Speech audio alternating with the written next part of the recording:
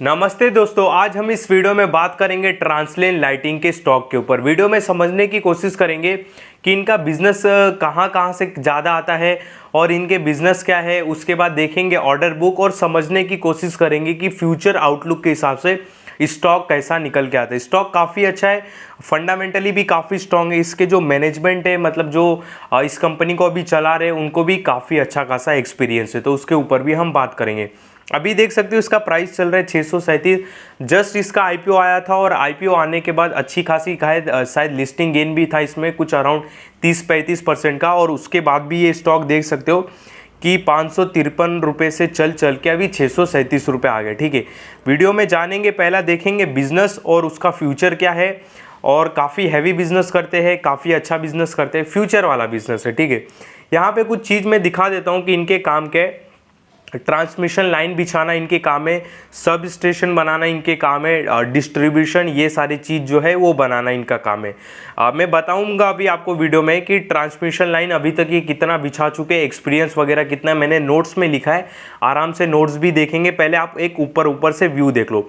Manufacturing में बात करें तो लेटिस टावर भी बनाते हैं, कंडक्टर भी, और मोनोपोल्स वगैरह भी, रेलवे वगैरह सेगमेंट में भी काम करते हैं, और मोनोपोल्स भी बनाते हैं, और इसका मेंटेनेंस का भी काम करते हैं। ठीक है, और ये भी जानेंगे कि इनका कौन से सेगमेंट्स में से रेवेन्यू ज़्यादा आता है। ठीक है, इंजीनियरिंग में बात करें तो डिज़ाइन इंजीनियरिंग भी करते हैं और टावर टेस्टिंग वगैरह भी करते हैं। ठीक है, यहाँ पे मैंने लिख के आया हूँ नोट्स पे सारी बातें आराम से समझने की कोशिश करेंगे। वीडियो में देखो, आगे बढ़ने से पहले मैं एक चीज़ बता देता हूँ कि एक मतलब नॉलेज वाली बात बता रहा हूँ, कोई डिस्क्लेमर नहीं दे रहा हूँ। अभी देखो, ये रेलवे सेगमेंट से भी जुड़ा हुआ है। ठीक है, ये कंपनी, तो अगर आपने इससे रिलेटेड कोई यूट्यूब चैनल देखा रहेगा तो उसमें आपको बताया गया रहेगा भाई ये रेलवे के लिए भी काम करते हैं, बहुत अच्छी कंपनी है। ठीक है, बट वो आपको ये नहीं बताएंगे कि भाई रेलवे के लिए कितना परसेंट काम करते हैं। ठीक है, रेलवे के लिए काफ़ी कम परसेंट में काम करते हैं। इनका जो सबसे ज़्यादा रेवेन्यू है वो ट्रांसमिशन से आता है। तो यहाँ पे वीडियो को अब स्टार्ट करते, फिर आपको आगे और भी चीज़ समझ में आएगी। मेरे बताने का मतलब ये था कि आपको लोग मतलब ना कि कोई भी चीज़ का व्यू पाने के लिए ना, मतलब एक वर्ड पकड़ लेंगे जो काफ़ी फेमस है, रेलवे के नाम से लोगों के कान खड़े हो जाते हैं, क्योंकि इसके प्रोजेक्ट बड़े बड़े रहते।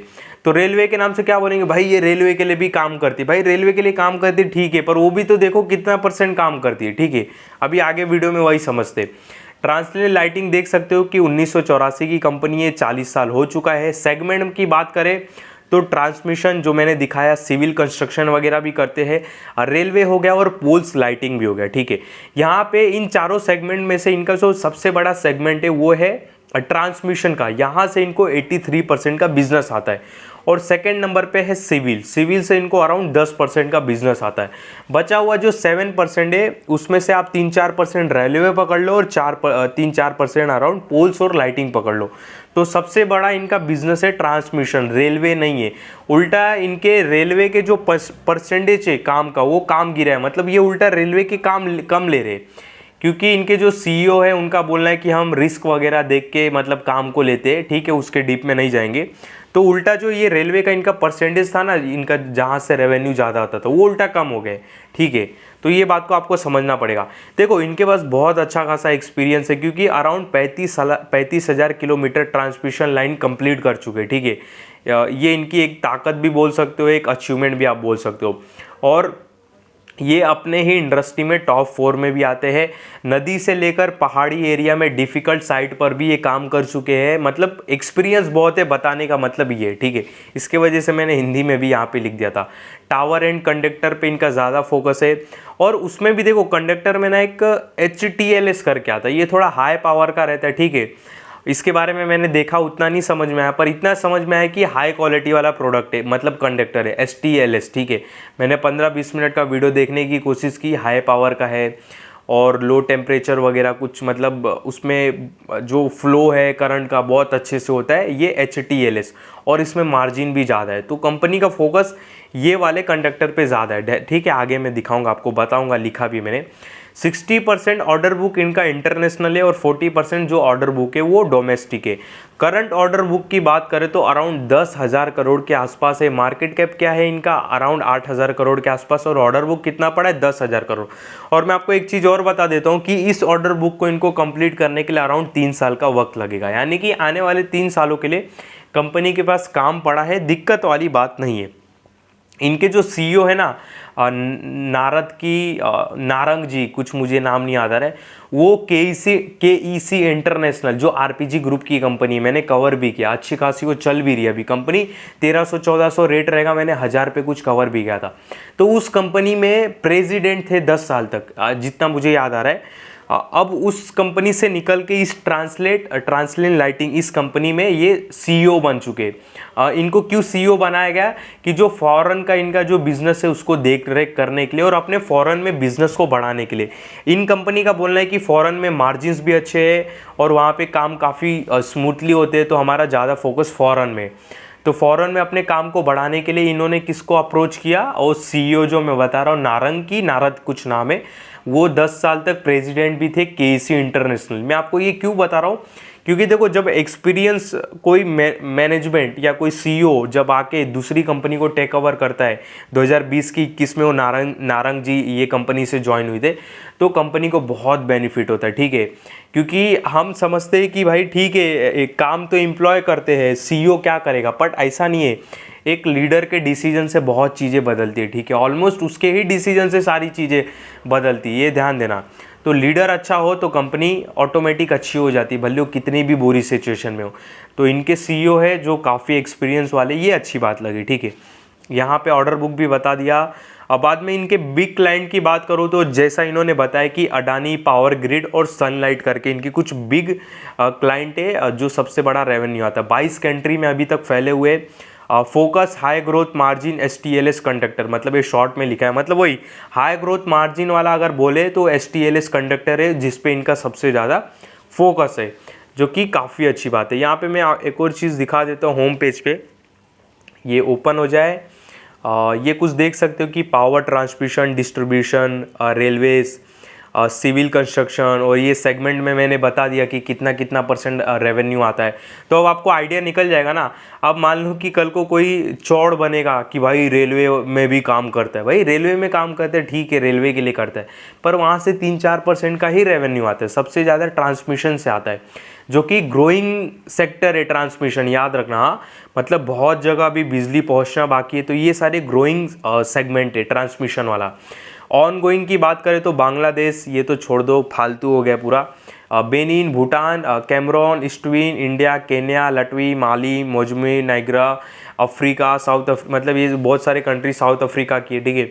नाइगर या यहाँ पे इनके प्रोजेक्ट चालू है, काम कंप्लीट इन सारे देशों में भी कर चुके, और करंटली 22 से 23 देशों में इनके काम चालू है, ठीक है। 58 कंट्री में इनकी प्रेजेंस है, बहुत अच्छी बात है। इनका जो सीईओ है वो बहुत एक्सपीरियंस वाला है, बहुत अच्छी बात है। और भी छोटी मोटी बहुत डिटेल्स लिखी आप देख सकते हो, ठीक है। तो ये कुछ ऐसा है कंपनी की डिटेल, ठीक है। कंपनी देखो काफ़ी अच्छी है। मैंने जब इसको IPO में भी कवर किया था तो मैंने बोला था लॉन्ग टर्म के हिसाब से कंपनी काफ़ी अच्छा, पर शॉर्ट टर्म में मत सोचना कि 3-4 गुना करके दे देगा। तो इस पर क्या करना है अभी अपने को, ये सारा जो अभी मैंने ज्ञान बताया इसको हम कैसे अप्लाई करें। अप्लाई करना है अपने स्टडी वॉच लिस्ट में, इस स्टॉक को ज़रूर रखो। अगर आप कोई इंफ्रा का स्टॉक ढूंढ रहे हो तो ये आपके लिए एक बेस्ट स्टॉक हो सकता है, और अपने ही इंडस्ट्री में ये 4th नंबर पे टॉप 4 में आती है, इनका बोलना है। इनके देखे तो पीयर कंपैरिजन में शायद वो केसी इंटरनेशनल भी आता है, उनका भी काम ये है, ठीक है। तो काफ़ी अच्छी कंपनी है, दिक्कत वाली बात नहीं। मार्केट के पास 8,500 करोड़ का, ऑर्डर बुक 10,000 करोड़ का है, तो दिक्कत नहीं है, बहुत अच्छी बात है। ROC की भी बात करूँ 35 का है, ROE 24 का है, और क्या चाहिए। और बाद में इंडस्ट्री PE 35 का है, स्टॉक का PE 37 है, और क्या चाहिए, कोई दिक्कत वाली बात नहीं है। सेल्स ग्रोथ 23% का है, और प्रमोटर्स की ये तो जस्ट अभी लिस्ट हुआ है। बाकी देखो इनकी ग्रोथ काफ़ी अच्छी हुई है, all time high net profit, sales पे बैठे हुए हैं, अच्छे खासे रिजर्व पड़े हैं। इन्होंने अभी IPO से भी पैसा उठाया है, तो उस पैसे को इन्होंने बोला है कि हम कैपेसिटी बढ़ाने में लगाएंगे, अपनी ताकत बढ़ाने में लगाएंगे, अच्छी बात है। काफ़ी अच्छी कंपनी है ये, कोई दिक्कत वाली बात नहीं है। यहाँ पे कैश वगैरह अच्छा खासा पड़ा है, कोई दिक्कत नहीं भाई। यहाँ पे देखो ज़्यादा चार्ट पैटर्न भी इसमें नहीं बनेगा क्योंकि जस्ट लिस्ट हुआ है, तो भी 15 मिनट के चार्ट फ्रेम पे देख ही लेते इसको।